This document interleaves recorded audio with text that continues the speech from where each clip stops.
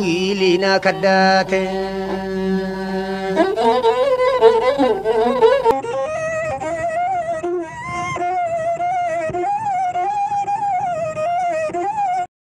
Kille sebupi sulle hafsa maiti daga khosi dama ya abare duyeto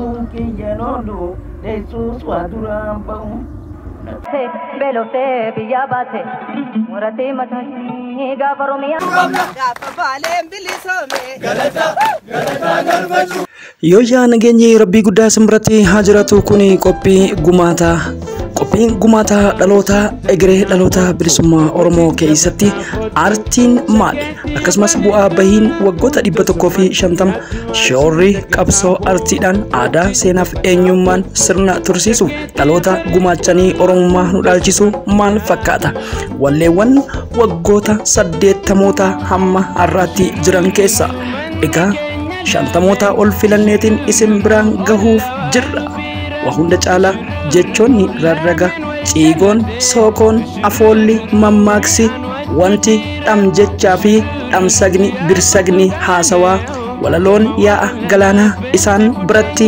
hafe qophii kiyya gumaata kana keessatti seenaa rirmii hin nyaatu artistoonni Oromoo gamanumaan waan waggaa 20 isaan dura jiru yookiin jaarraa tokko isaan dura jiru dhaamaniitiin darban kana keessaa kan jaalalaan dham jecha dubbii akkasumas qeenxee dubbiitii fi hima dhoksaa godhanii yoo isaan gaalee rarraasanii jecha mimmi'aawaa akkasumas ammoo si'eessituu yeedala itti tolchaniitiin as bayanii dhaloota kanaaf aadaaf eenyummaa isaanii ibsan agarre dhaloonni kanarraa maal hubate akkasumas qophii gumaata keessatti namoo waan dandayuun seenaa ofii keessatti yoo dabarsee waan ajaa'ibatu egaa garbi tuujiin garba galaanni egaa rarraga akkuma jedhamuu fi irraa jalli isiidha ededaan guutamte aartii Oromoo keessaa meeqa halloo daawwetiin isin deebisa nafaan bu'a.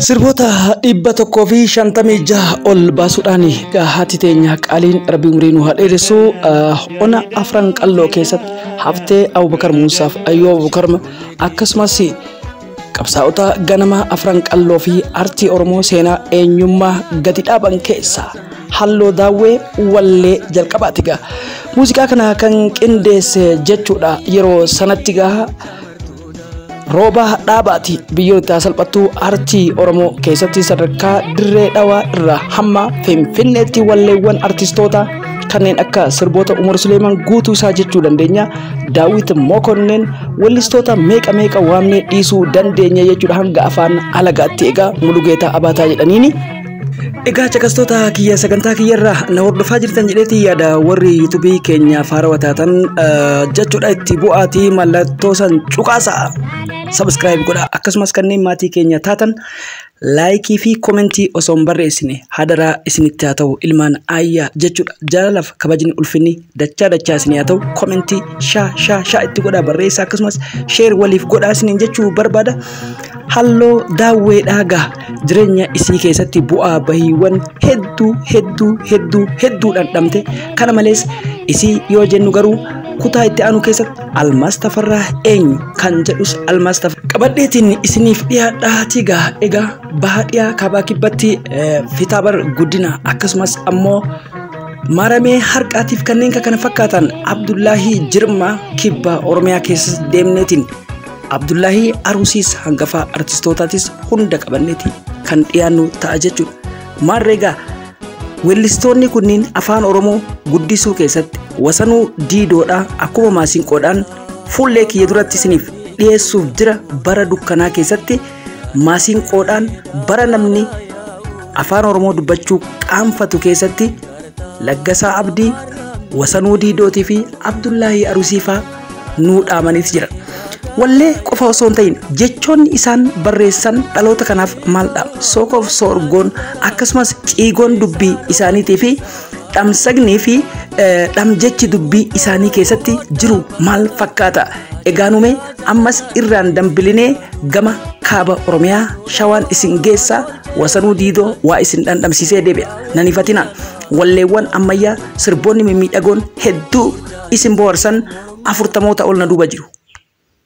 wasani malo ya wasani to ya mululate muluto ya mululate wasani malo wasana rogi wasani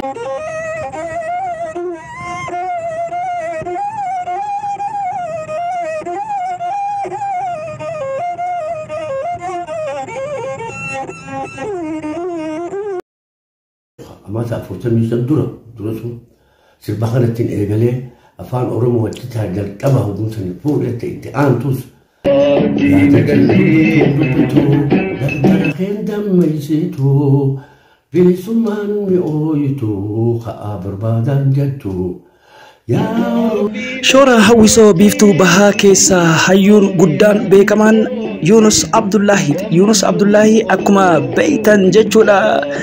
Boohiyaa onne gubatte waan namaan taane jaalatte duraanuu rakkoo fuumamte walleewwan hedduudha gara sirboota 60 olii kan qabanii fi akkasumas ilmaan isaanillee gaafaan Somaaleetiin kan wallistu afaan Oromootiin kan wallistu akka jiran odeeffannaa qabna. Yunus Abdullahi jechuudha yeroo amma rakkoo hamaa keessa nama jiruudha, nama gargaarsa barbaadudha. Egaa wallee afraan qalloo kana qofaa miti wallistoonni shoora artii Oromoo keessatti taphatan biyya Somaaliyaa keessattis afaan Oromoo dagaaguudhaaf raadiyoo hanga sagantaa afaan Oromootiin saaqamuu biyya alagaa keessattis warroota taphatan keessaa isaan 50 shubbisaa dabalateeti jechuudha ilmaan ayyaa qaqqaali.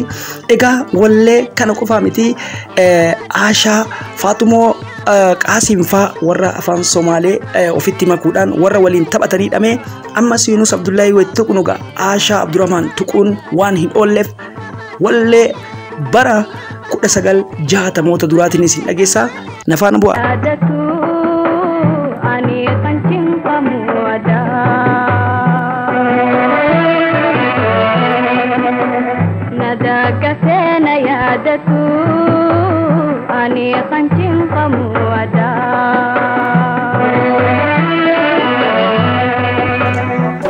Beekumsi guddaan hamma dachiitii waa'ee dachiirraa jette yayyabde ogeettiin hayyittiin gootittiin Oromoo halloo daawwiti.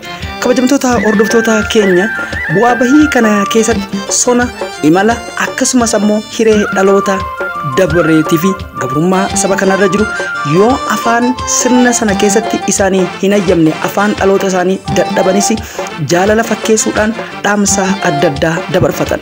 Egaa namni hanga jiraatutti umrii gaarii isaa keessatti seenaa gaarii hojjechuun hedduu murteessaadha. Dhaloonni addunyaa kana keessa biyyoonni gurguddatan hedduun isaanii hambaaf bobboca akkasumas kalaqa artiitii fi waa hedduudhaan sonaaf guduunfaa isaanii taasisatan. Akka ragaatti Boombaarlii yoo kan fudhannu taate jechuudha. Egaa biyyoota Afrikaa lama kan walitti araarsee artiidhaan jechuudha. Artistoonni Oromooillee kanaaf artiin kenna faaya mallattoo eenyummaati jenna. Har'a osoo amantiiwwan adda addaa baay'atanii ittiin duudhaa fi ittiin dhabamsiisuuf yookiin wantoota adda addaatiin wal faalleessuun akka aadaa kee dagattuun godhin dura artistoonni Oromoo shoora gurguddaa taphatan. Maarree ammas gaa osuma deemnu Asheta shombora losa bisambira yadinati jannani sibira jannani si Ali Shabo isnif kabadde biya Ali Shabo nafana bu'a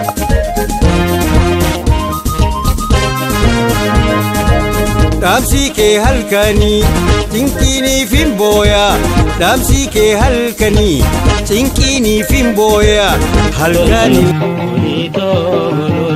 golole waldamne magalle nagate jalalle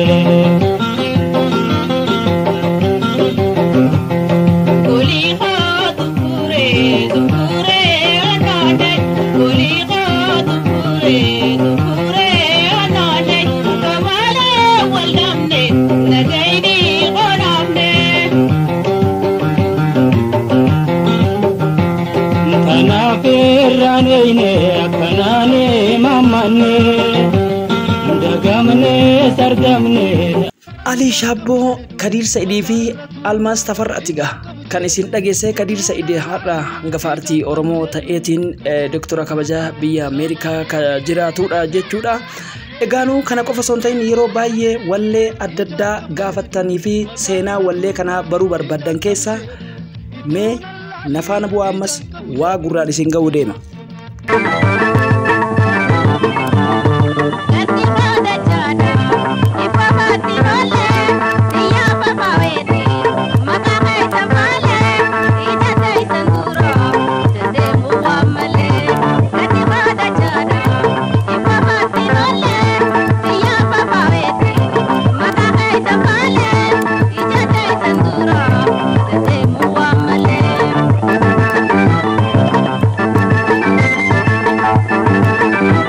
Egaa guyyaa guutuu keessaa baaneetiin fixuu hin dandeenyu.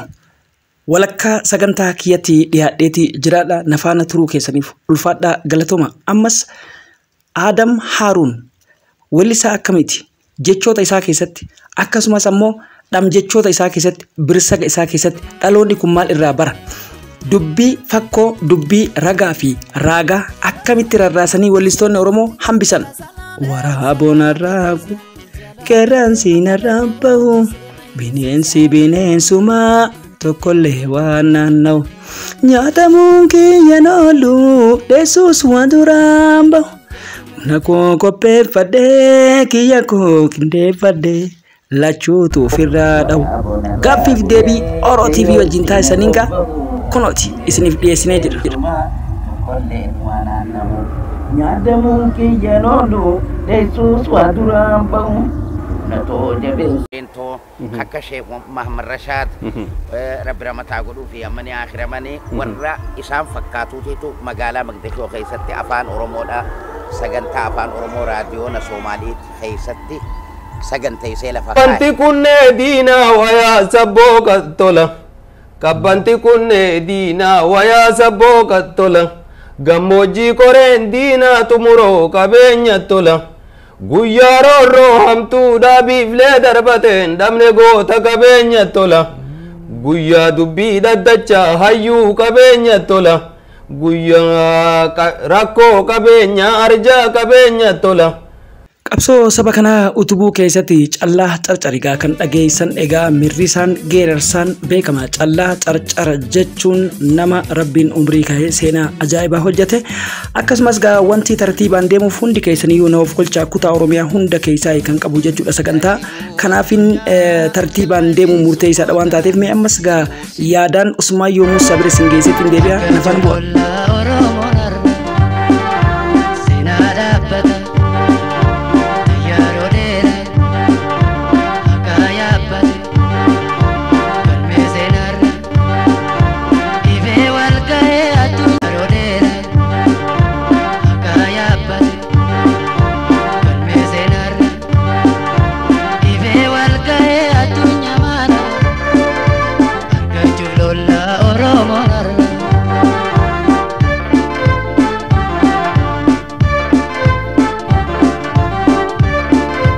Namaaf uumamne qaraa waan hin duune seenaa ta'uu baraa jedhe Umar Suleeman. Dr. Nuho Gobanaa egaa namni hundinuu garuma fuula isaa deeminaati. Seenaa gaarii hojjechuun ammoo bara baraan akka jiraannu nu taasisa. Caqastoota keenya jechuu barbaada. Kana wal qabsiisetti egaa waa'ee Haacaaluu Hundeessaatii fi akkasumas ammoo hayyoonni maal jedhanii fi dookumentarii isaanii illee qopheeffadheetiin jira waan ta'eef akka qophii dhangaa gumaata artii kanaan nafaana buutan abdii qaba. Yaada qabdan ammoo nu barreessuu hin dagatina. Isinin jechuu barbaada jartanii irraan deebina sagantaa mi'eessaa deebina jechuu barbaada. Usmaayyoo Musaa 1988 tti hidhamee egaa bara 2002 wayi eega bara 1992 eega baheega jechuun ammas gara fuula rabbii deemeeti.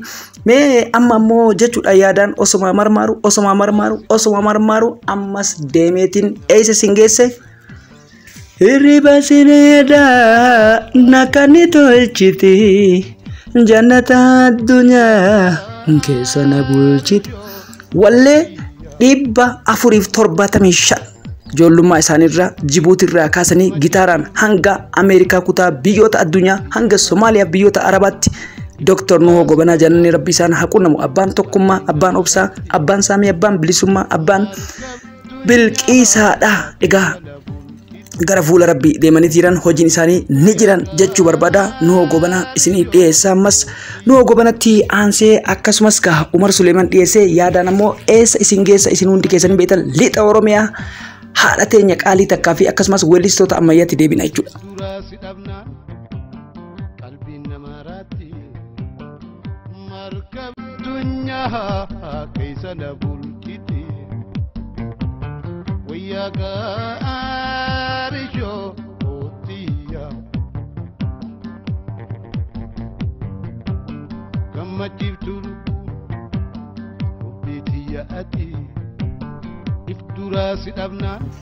Sagantaa kiyyarraa waa hedduu akka bartan abdii qaba jechuudha. Artistii gameessa Jeneraal Umar Suleeman itti isin deebiseeti jira. Umar Suleeman akkuma beekamu godina Baaleetti kan dhalate akkasumas ammoo seenaa qabsoo bu'aa bahii bara mootummaan dargii caburraa kaasee dargii duras kaaseetiin walleewwan hedduudhaan kan beekamu Umar Suleeman jechuudha. Sirboota isaa hawaasa uummata Oromoo kutaa 11 keessa onnee keessa jira. Qabsaawaa falmaa mirga dhala namaa akkasumas ammoo falmaa bilisummaa Oromooti ammas jechuudha. Egaa nama jabaa Oromoon qabdu keessaa tokko jechuudha Umar Suleemanii. Meegaa guddoo haasa'uun barbaadu hawaasni kun waan beekuuf jechuudha weellistoota keenya yaadachuudhaaf akkasumas ammoo yaadachuu qofa osoo hin ta'in dhaamsa isaanii galmaan gayaa jirra. Artii keenya guddisaa jirra kan jedhus gaa hundi keenya wal gaafachuun murteessaadhaati. Umar Suleeman isin affeereeti jira. Achumaan ammoo gaa waliin lafaa ka'anii baandii poolisii kan sirna dargii keessatti Shabbee Sheekoo jechuudha gaanii beeytanii booda ammoo baandii bilisummaa baandii gadaa keessa Muhammad Shu'eeb yookiin Muhammad Sheekaa faana turanii akkasumas Elfinesh Qannoo faana turanii bisaa faana turan jechuudha. Egaa maarree egaa gama Umar Suleemanitti isin deebisa na faana bu'aa.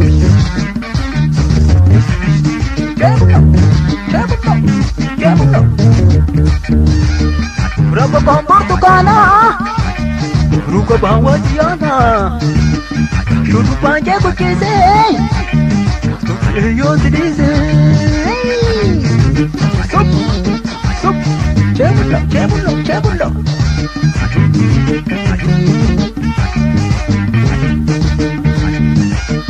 Banyak iga tadi, kok kaduna lagi.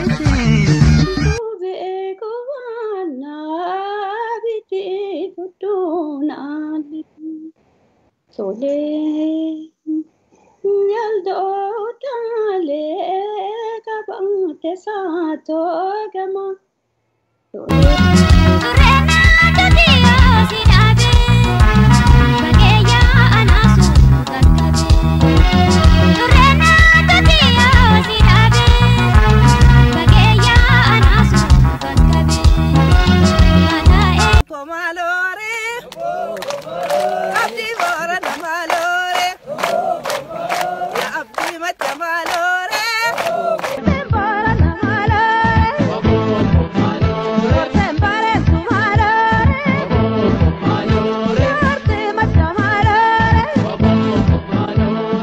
Profeesara Oromoo tana gootitti qabsoo bilisummaa Oromoodha wanti artistoota biraarraa adda isa isii taasisu yoo jiraate tokko onnee xiiqidha lammata dhaloota isiirraa bahillee seenaa addaa hojjechuu keessatti ilmaan isiitti guddisuu keessatti nama addaati jechuudha haati teenne tuni rabbii umurii nu haa kaa'u ilfine shiqannootii gaa ammas qamee achumatti deebi'ee rabbii nu haa fayyisu zarii wadaajotti isin deebisaa maarreegaa jaalala halaalaa jedha.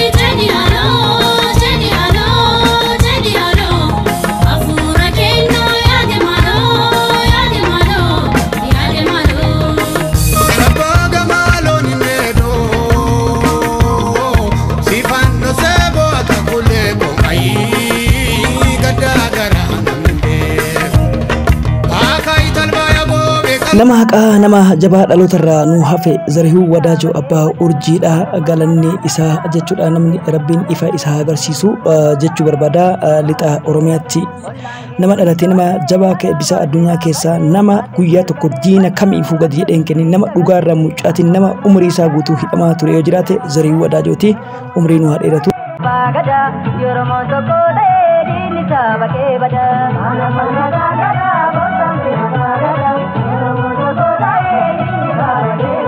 Olange bilisonde alaba jeda bate ates merkane bachu akamitti dagate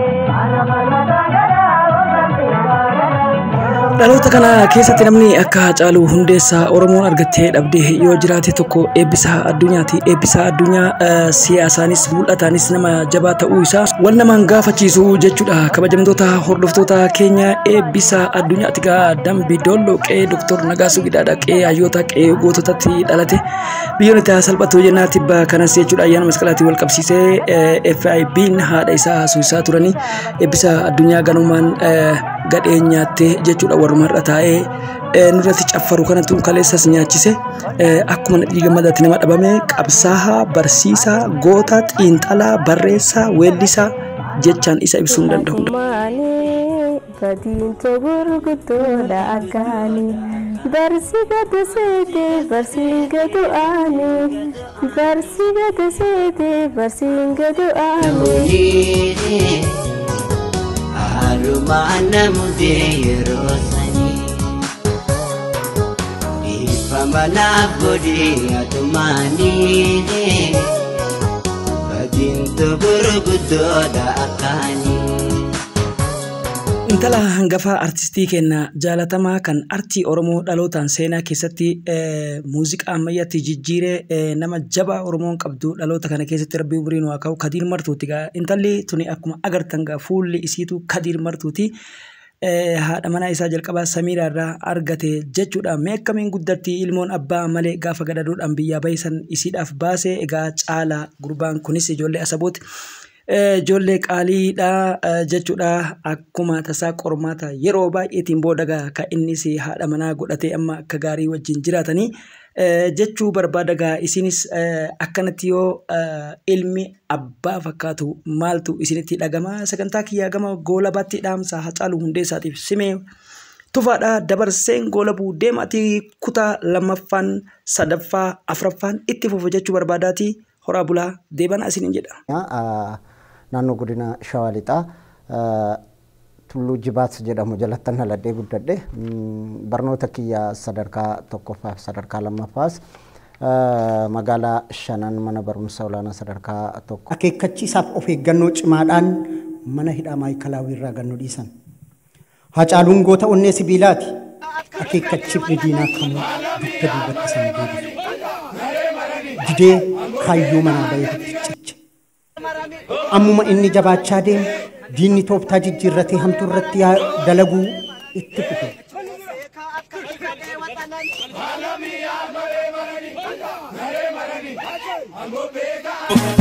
Walii maaf hin taanu qab akka jaallan darbee isaan irraan fannoo lafee meeqa cabee lamuulee biyya baakooti tokkummaan sabbataa ilmaan Oromooti.